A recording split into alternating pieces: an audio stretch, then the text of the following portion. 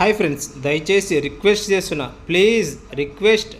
ఆ తాత ఎంత కష్టపడుతున్నాడు ఫ్రెండ్స్. ఆ తాతకైనా ఒక్క లైక్, సబ్స్క్రైబ్, ఇంకేం వద్దు. చూడండి, ఆయన పొలం ఎండిపోతుంది. ఏ పొలము ఎండకి, భారీ ఎండకి ఎండిపోతుండే అక్కడ బరకమేసి అడ్డమేసి ఆ నీళ్లను ఆపుతున్నాడు. ఎందుకో తెలుసా? ఆయన పొలంలోకి ఆ నీళ్ళు అనేది వెళ్ళట్లేదు, మోటార్ కూడా లేదు, ఇంజన్ కూడా లేదు. ఎలా చేయాలి ఇప్పుడు దాన్ని?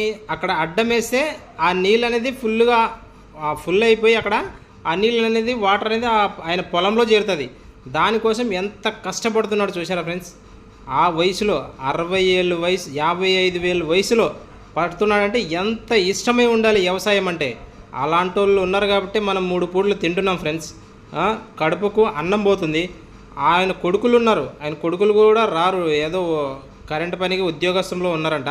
ఆయన ఒక్కడే వయసు అయిపోయినా వదలలేదంటే చూడండి. ఆయన పొలం చూపిస్తాను, చూస్తూనే ఉండండి ఎలా ఉందో.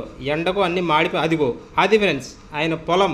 ఇప్పుడు ఆ పొలంలోకి నీళ్లు పంపించాలని ఆయన తాపత్రయం, అర్థమైందా?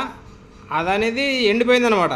దానికోసం 1 గంట నుంచి నానా కష్టాలు పడుతున్నాడు చూసారా. అదంతా ఆయనదే. అది కూడా కౌలు రైతు ఫ్రెండ్స్, మా సొంత పొలం కాదు. కౌలు రైతు బాధ ఎలా ఉంటుందో తెలుసు కదా ఫ్రెండ్స్. పండినా, పండకపోయినా, అవి పాడైపోయినా, పంట చేతికి రాకపోయినా కన్ఫామ్గా ఆయనకు మాత్రం కట్టించాలి, అర్థమైందా? పొలం అతనికి పండినా పండకపోయినా ఆయన వాటా ఆయనకి ఇవ్వాలి. నష్టం వస్తే మాత్రం ఈయనకే నష్టం, ఇంకేం లేదు. ఆయనకు వచ్చేది ఏం లేదు, అంతా భారీ నష్టం. చూడండి, ప్లీజ్ రిక్వెస్ట్, దయచేసి ఆయనకు ఒక హెల్ప్ అంతే. ఒక లైక్, సబ్స్క్రైబ్ చేసి చాలు.